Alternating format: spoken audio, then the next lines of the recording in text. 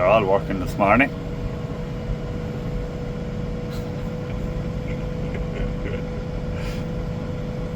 Good woman Blair.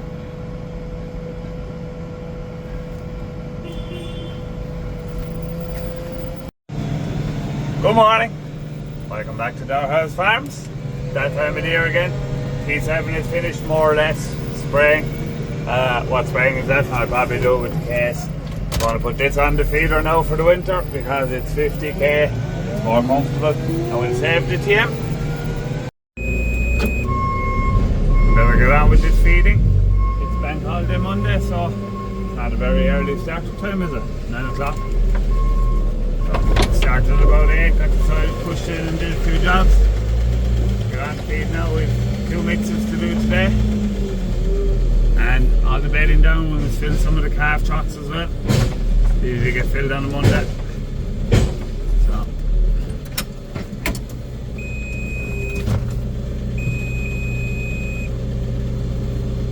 now, get these hoses for that.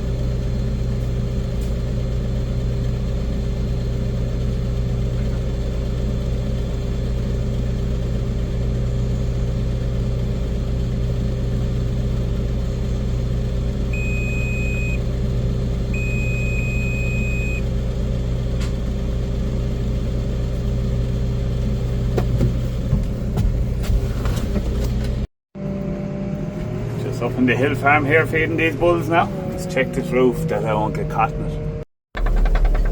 Just getting in one of the advantage feeders now, get it filled up, and I must go back up to the hill farm again and get the one up there, bring it down, fill it up and bring it back up again for the heifers up there.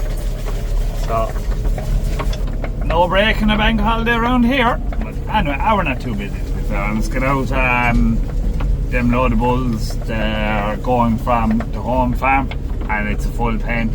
It's all a pen and a half. There's 1 pen and a half for the outside pen. So they're all going tomorrow. So it's grand I can get them weighed there tonight, which is ideal. And I can head off with them there early in the morning. I'll be gone loaded there for 6 I suppose, and I'll be back then 9ish.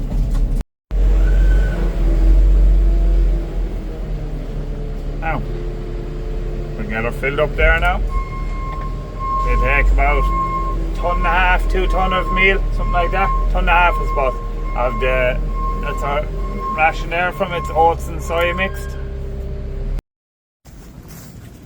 These boys are patiently waiting for a move, maybe not very patiently.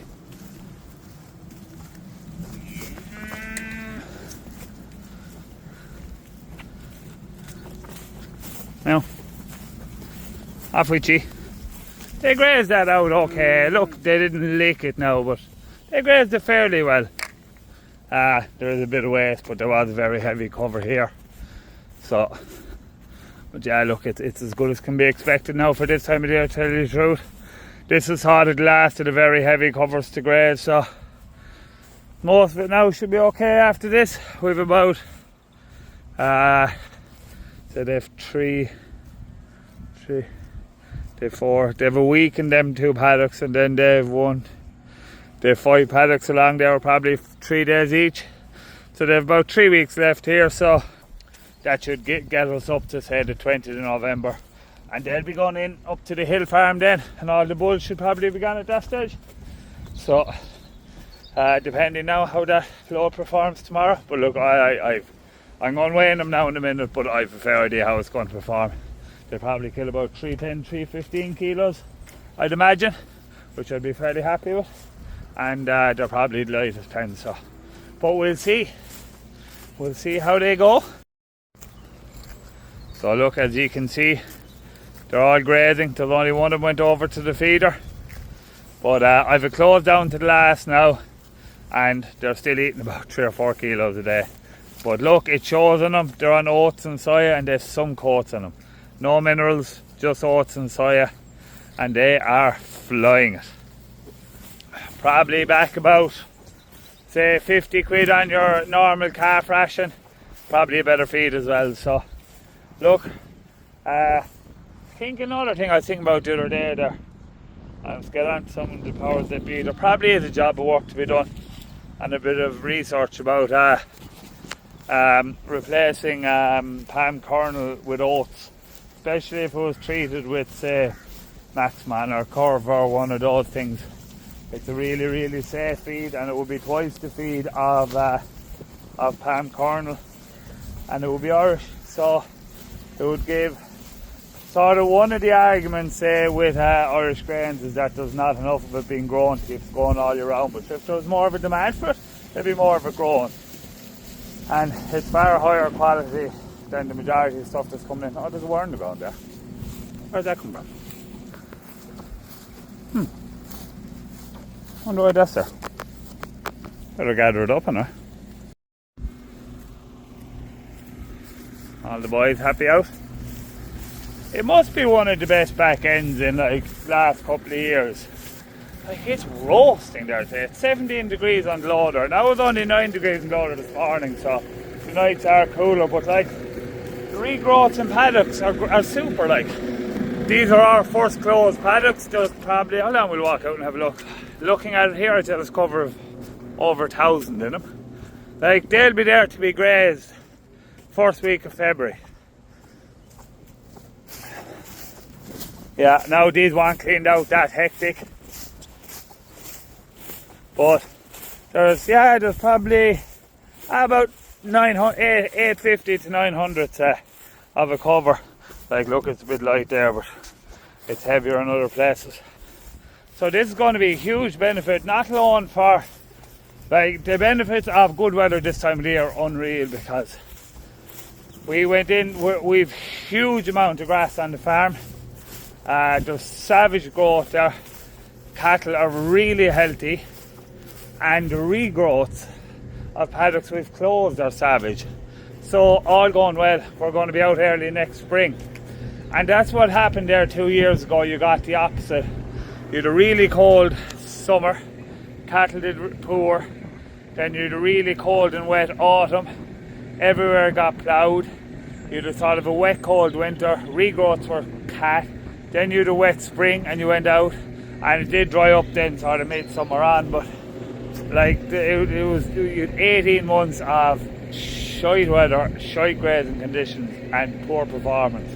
Luckily enough, it's the opposite now at the moment, so savage.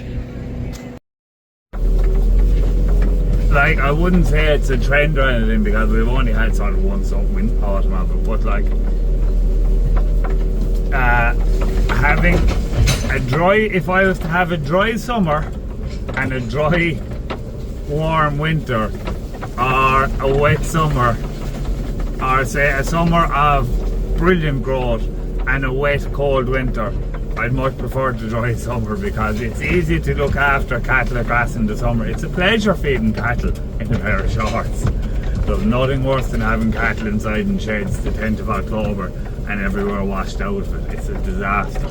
But oh yeah, this global warming, I'm all for it anyway. Now, so let's go up to the hill farm now and get it hot mixed.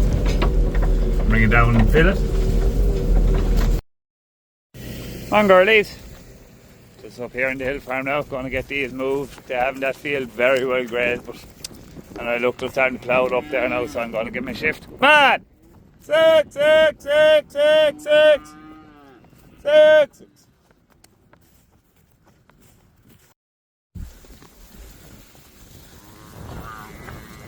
You can see, I just didn't do a bad job. I'll walk out into it there now. Didn't do a bad job all the same, I'd say. I'll just take down the feeder with me now and fill it up for him.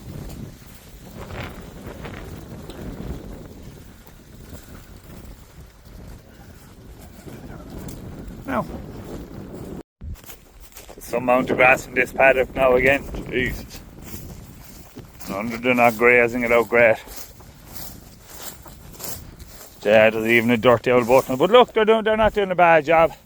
So what I'm basically doing is the feeder lasts about a week, and they're getting a week out of the paddock. So I fill the feeder, put them into the paddock.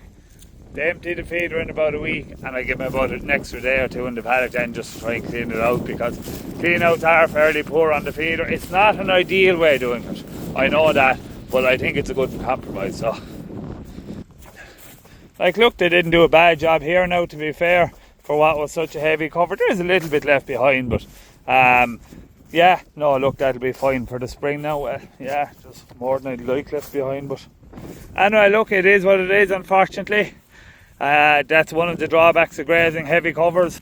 Clean outs are shocking. Usually our last round we'd only be grazing covers of, I don't know, maybe like 800 or 1,000 or something, because we never have grass laid on in the spring or in the autumn. But this year we do, and our graze outs aren't as good. Usually when we're grazing slim light covers, they lick them to the ground. But anyway, such is life. So I'm after getting out these lads and weighing them and reading them for tomorrow. They're 605 kilos. So they were the lightest bundle going in. I can't remember why they were the way they are. I can't remember why there was 12. No, there wasn't. There's 13 there now. There was 14. I can't remember where they were for the summer. They were taken out of some group and put in there. Was there 250s for the summer maybe? Or were they were they with the 40 up in the hill farm? I can't remember. I thought we'd only one big group. I don't know. But I know there was a light group going in. But between these ones and the ones outside, they're after doing 1.5 a day. So look, I'm delighted with that. That's a great weight gain. Over 100 days. And and what else was I going to say? That's something else to say there now.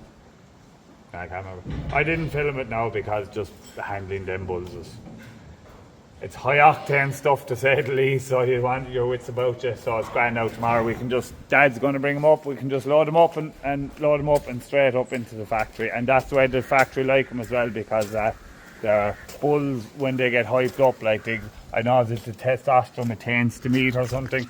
So yeah. So that is the plan. Right, let's go feed some calves now next.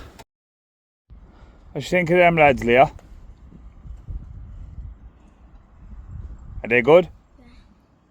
What are they? Calves. Calves? Yeah. What sort of calves? They're bulls. They're bulls, yeah. And look, there's Friesians. And Charlies. Charlie. That's another Charlie down there, yeah. And a Belgian Blue. I know them. Yeah. What you think? Are they the business? Yeah. Yeah. Where's your grape gone? Is it? Where is it? Yeah. No grape for poor old Dad. Man, so hop up and load her. Will I lift you? Yeah. Believe it or believe it not, what I'm going to show you now is actually sort of the reason I'm on YouTube. It's 4:45, just bedding down the cattle, last job of the evening, and I noticed this hose off the water track, pen full of feckin' flooded. So I'll have to take them out now and clean out the front of that pen. And the reason, and why that is the reason I'm on YouTube, is because that happened to me Sunday morning. I think it was the August bank holiday Sunday morning last year, and I put up a thing on TikTok, Sunday fun day or something, and it took off, and that's actually why I started on social media. So, useless story about fucking disasters. God bless it.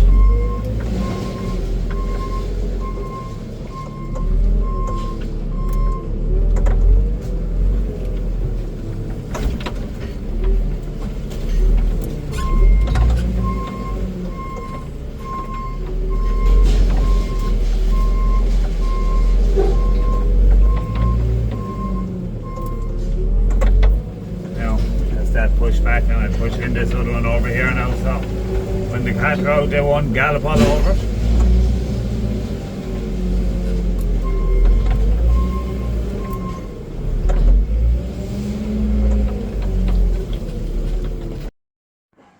Pen cleaned out. Whatever's wrong with that feckin' track now, I'll have to check it out until the ball cocks just after coming off. Yeah, I can feel it in under there, the ball cocks after coming off. I'll put them up now first because it's starting to get dark. You really don't want to be working with bulls at dusk because they get a little bit frisky. An hour later, finally getting the bed down the cat.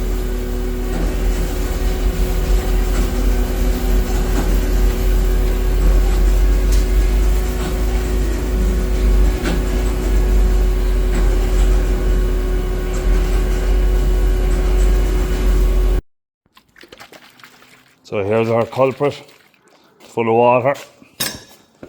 We'll go to Fong's pile. It's full of water too. That one's not great. That one's dry. Try that one, really. See what will go on now next. The old fitting at the end doesn't look great.